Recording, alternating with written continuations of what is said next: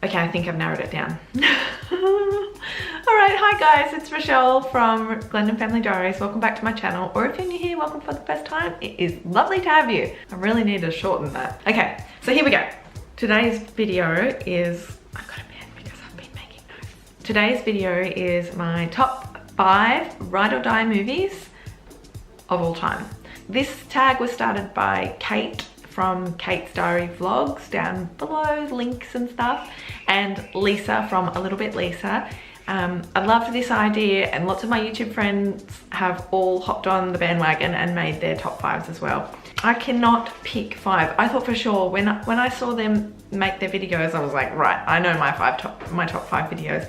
This will be easy. I'll just sit down and record it. And I've literally been sat here for an hour trying to think of all of my favorite movies and like which are my absolute ride or die movies. I challenge you to sit down and try and name off the top of your head your 5 favorite movies. It is really hard.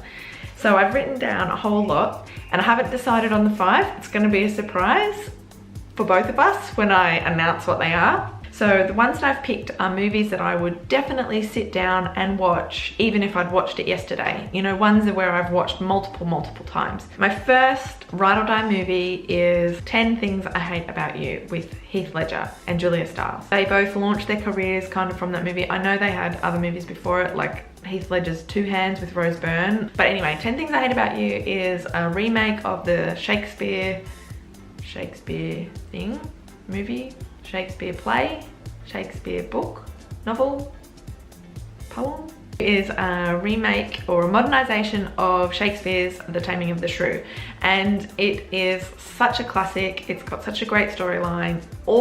I know the words. Like, I haven't seen that movie in years, and I just played the trailer before just to like, I was like, oh yeah, that's right, I forgot it. You know, I know it's my favorite movie, or one of my favorite movies, but I couldn't, like, I haven't seen it in so long, and I played it and I was like, I know all the words. And yeah, I really love it. I can't really explain why, it's just one of those movies that I love. Okay, so the next one in the same line is How to Lose a Guy in 10 Days. I love this movie. I mean, I don't even really think Matthew McConaughey, however you say his last name, McConaughey, I don't think he's that hot. Like, he doesn't really do it for me. But Kate Hudson in that, it was around the time when I was like trying to figure out what I wanted to be and did I want to get into like journalism. It's very funny, it's very romantic, it's very easy watching, and it's just a nice way to relax and just chill and watch a movie and tune out and just like get absorbed into the story.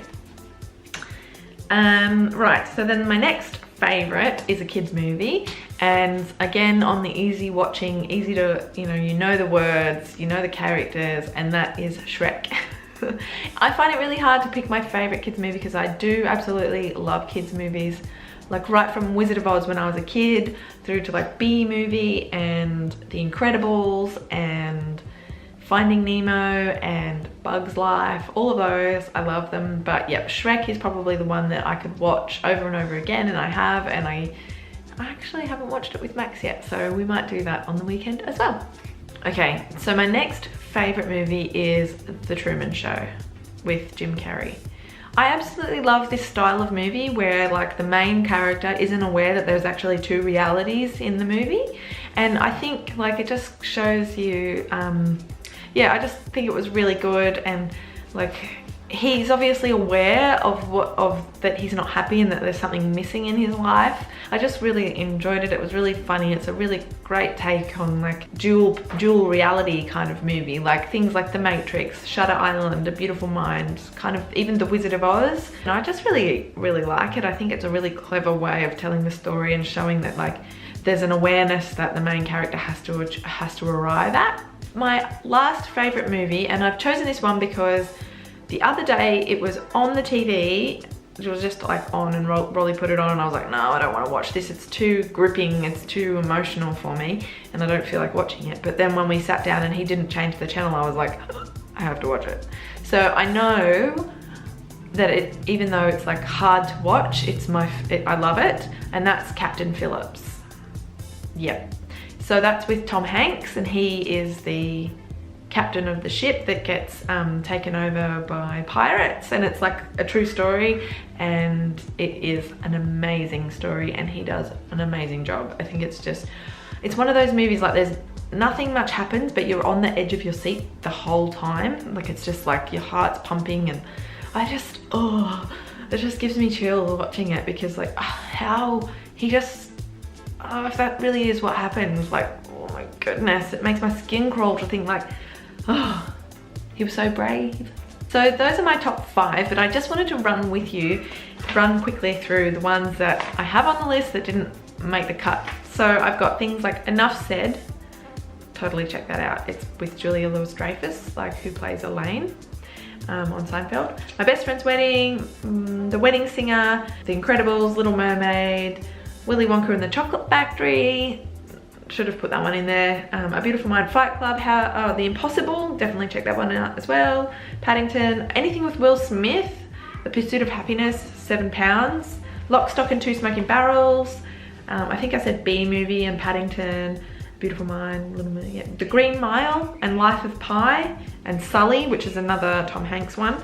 So there are so many. Obviously all the classics like Dirty Dancing, which I didn't even need to name that one, right? The Notebook, also didn't need to name that one. Love Actually, and there's like Pretty Woman, and there's the other one that's like Love Actually that I always get confused. But yeah, so those are my favorites. Yep, thanks so much for watching, and if you like this video, you know, do the usual thing, like and subscribe down there, and thank you so much for watching. I will see you in the next video. Mwah! Have a good day.